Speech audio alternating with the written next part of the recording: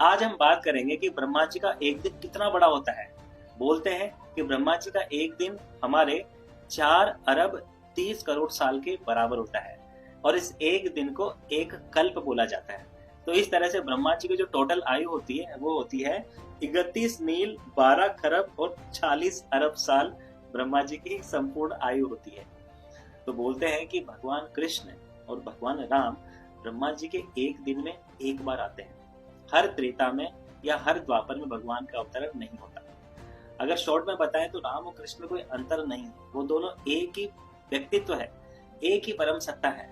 उदाहरण के लिए जब भगवान राम आते हैं तो अपने कुछ कलाओं को प्रदर्शित करते हैं, और जब वही व्यक्तित्व, जब वही परम सत्ता और वही सृष्टिकर्ता जब कृष्ण स्वरूप में आते हैं तो वो लगभग अपनी संपूर्ण कलाओं को यहाँ पर प्रदर्शित करते हैं। तो दोनों में कोई अंतर नहीं है।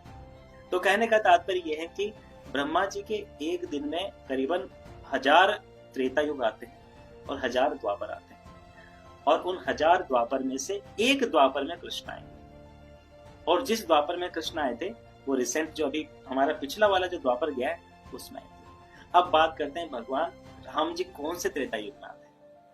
तो ब्रह्मा जी के एक दिन में मतलब एक कल्प होता है, एक कल्प में करीबन 14 मनवंतर आते हैं, और जो अभी जो मनवंतर चल रहा है वह 7वें नंबर का। इसका तात्पर्य यह हुआ कि ब्रह्मा जी अपनी 50 साल की उम्र पूरी कर चुके हैं। तो अभी 7वें मनवंतर का 28वां चतुर्युग चल रहा है।